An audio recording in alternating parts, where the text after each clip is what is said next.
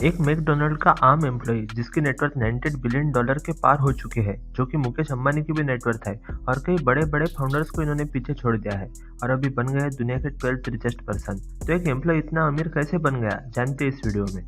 तो सबसे पहले मैं एक बात क्लियर कर दूं कि ये जो बिजनेसमैन होते हैं ना, इनकी नेटवर्थ इनके बिजनेस पे डिपेंड करती है। फॉर एग्जांपल, आपके पास एक बिजनेस है जिसकी मार्केट कैपिटलाइजेशन 1 लाख रुपीज है और आपके उस बिजनेस में 50% शेयर है, तो आपका नेटवर्थ रहा 50,000 रुपए। और प्रॉफिट की बात करें तो वो अलग। और सेम हुआ चैंपेंग जियो के साथ में, जिन्हें सीजेड नाम से भी जाना करते हैं। चैंपेंग जियो एक क्रिप्टो करेंसी एक्सचेंज बाइनेंस चलाते हैं, जहाँ पे क्रिप्टो करेंसी ट्रेड होती है, जैसे कि bitcoin, Ethereum, Litecoin etcetera.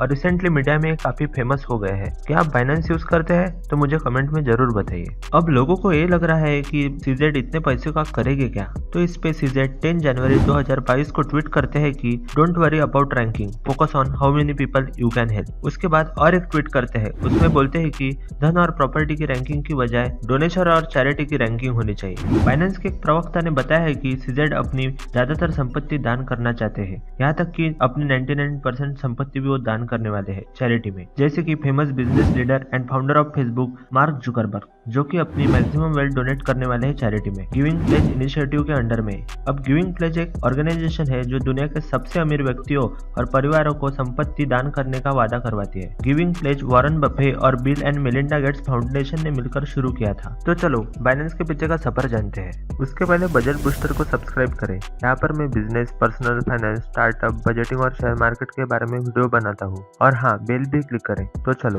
CZ ने अपना बचपन कनाडा में बिताया और बाद में मैकडोनाल्ड के लिए काम करने लगे ताकि फैमिली के खर्चों में सपोर्ट हो सके। बाद में उन्होंने पढ़ाई पे फोकस किया और साथ में कंप्यूटर साइंस की डिग्री भी कंप्लीट कर ली। कंप्यूटर साइंस की डिग्री उन्होंने मैकगिल यूनिवर्सिटी से कंप्लीट की थी और टोक्यो स्टॉक एक्सचेंज के लिए काम करने लगे। वहाँ पर वो सब कॉन्ट्रैक्टर थे एज ए इंटर्न और ट्रेडिंग सॉफ्टवेयर बनाने का काम करते थे। यहाँ से ही उन्हें मार्केट कैसे काम करता है ये आइडिया आया। टोक्यो स्टॉक एक्सचेंज के लिए काम करना कोई आसान बात नहीं है। इससे हमें ये पता चलता है कि सीजेड टेक्नोलॉजी में भी काफी आगे थे। बाद में उन्होंने ब्लूमबर्ग के लिए भी काम किया, यानी कि उनका एक्सपीरियंस काफी तगड़ा था। 2013 में सीजेड पोकर गेम खेल रहे थे और उसी समय उन्हें बिटकॉइन के बारे में पता चला और उनकी क्यूरियोसिटी बढ़ती गई। और क्यूरियोसिटी इतनी बढ़ी कि उन्होंने बिटकॉइन के ऊपर रिसर्च करना शुरू किया और रिसर्च इतनी आगे बढ़ी कि सीजेड ने अब ठान लिया कि पूरी जिंदगी अब क्रिप्टो में ही बितानी है, पूरी डेडिकेशन के साथ। और क्रेज इतना था कि सीजेड ने अपना अपार्टमेंट तक बेच दिया था, वो भी सिर्फ बिटकॉइन बाय करने के लिए। फिर उन्होंने चाइना का ओके कॉइन ज्वाइन किया as a chief technical officer, पर 9 महीनों के अंदर अंदर ही उन्होंने वो रिजाइन कर दिया। देखते देखते 2017 में सीजेड ने बाइनेंस लॉन्च किया। उसके पहले सीजेड ने 2005 में फ्यूजन सिस्टम लॉन्च किया था, जहाँ पर वो हाई फ्रीक्वेंसी ट्रेडिंग सॉफ्टवेयर बनाने का काम करते थे। 2017 में बाइनेंस चाइना में शुरू हुआ था, पर कुछ ही महीनों बाद सितंबर में बाइनेंस ने चाइना को बाय बाय कर दिया, क्योंकि तब चाइना ने क्रिप्टो करेंसी के ट्रेडिंग पर बैन लाया था। और चाइना छोड़ने के 4 महीने के अंदर अंदर ही बाइनेंस का मार्केट कैपिटलाइजेशन $1.3 बिलियन हो गया था। साथ में बाइनेंस दुनिया का सबसे बड़ा क्रिप्टो एक्सचेंज बन गया और तब से लेकर तो अप्रैल 2021 तक बना रहा। पर $1.3 बिलियन तक पहुंचने में चैंपेंग जियो को कई प्रॉब्लम्स का सामना करना पड़ा, क्योंकि ये जो इंडस्ट्री है ना, टोटली ब्लॉकचेन पर बेस्ड है और इसीलिए इस इंडस्ट्री में इंटरफेयर करना मुश्किल होता है।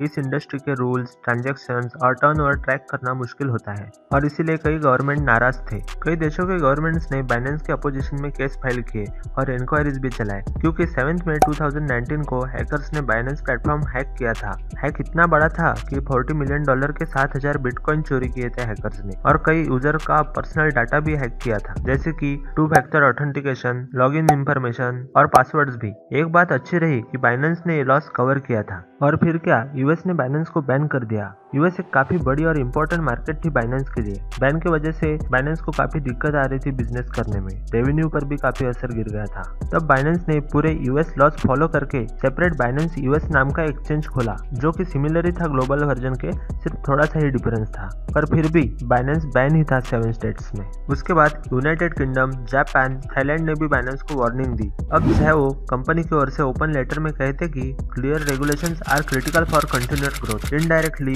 उनका कहना था कि गवर्नमेंट कुछ रूल्स एंड रेगुलेशंस लाए क्रिप्टो के लिए, ताकि कॉमन इन्वेस्टर्स का भी विश्वास क्रिप्टो की तरफ बढ़े। और इतने सारे अप्स एंड डाउन्स देखने के बाद भी बाइनेंस आज दुनिया का सबसे बड़ा क्रिप्टो करेंसी एक्सचेंज है, जहां पर एक दिन का ट्रेडिंग वॉल्यूम $12 बिलियन के करीब रहता है। वॉल स्ट्रीट जनरल की रिपोर्ट के हिसाब से अगर कंपनी कल पब्लिक हो जाती है, यानी कि शेयर मार्केट पर लिस्ट हो जाती है, तो कंपनी की मार्केट कैपिटलाइजेशन $300 बिलियन होगी। पर्सनल होल्डिंग तो हमने पकड़ी ही नहीं। सीजेड की पर्सनल क्रिप्टो होल्डिंग की तो बात ही अलग है, क्योंकि उसमें आता है उनका अपना खुद का बाइनेंस कॉइन, जिसे बीएनबी के नाम से भी जानते हैं। प्राइस के मामले में बीएनबी ने पिछले कुछ सालों में बिटकॉइन और इथेरियम का रिकॉर्ड तोड़ा है। बाइनेंस कॉइन ने 1300% की ग्रोथ दिखाई है और इसी वजह से सीजेड दुनिया के रिचेस्ट पर्सन की लिस्ट में आ गए हैं। जैसे जैसे प्राइस इंक्रीज होती जाएगी वैसे वैसे सीजेड की नेटवर्क भी इंक्रीज होती जाएगी। According to coin market cap, BNB की मार्केट कैपिटलाइजेशन लगभग 65,000 करोड़ डॉलर है। इंडियन रुपीज में बोले तो लगभग 48 लाख करोड़ रुपीस। बीएनबी के लॉन्च होने से अब तक का रिटर्न देखे तो कॉइन मार्केट कैप के डाटा के हिसाब से बीएनबी की स्टार्टिंग प्राइस $0.1077 है, जो कि इंडियन रुपीज में 8 रुपीस के बराबर होती है। केवल 4 साल में जनवरी 2022 में बीएनबी की वैल्यू 29,000 रुपीस है। जैसे कि मैंने वीडियो के स्टार्टिंग में बोला ही था कि बिजनेसमैन की मैक्सिमम वेल्थ उनके बनाए हुए बिजनेस या फिर प्रोडक्ट पे डिपेंड करती है। तो ये कहानी थी चैंपेंग जियो की। इस चैनल पर ऐसे बिजनेस वर्ल्ड के वीडियोस आते रहेंगे, तो सब्सक्राइब करना न भूले। और अगर आपको बाइनेंस के बारे में और कुछ पता है तो कमेंट में जरूर बताएं। Thank you.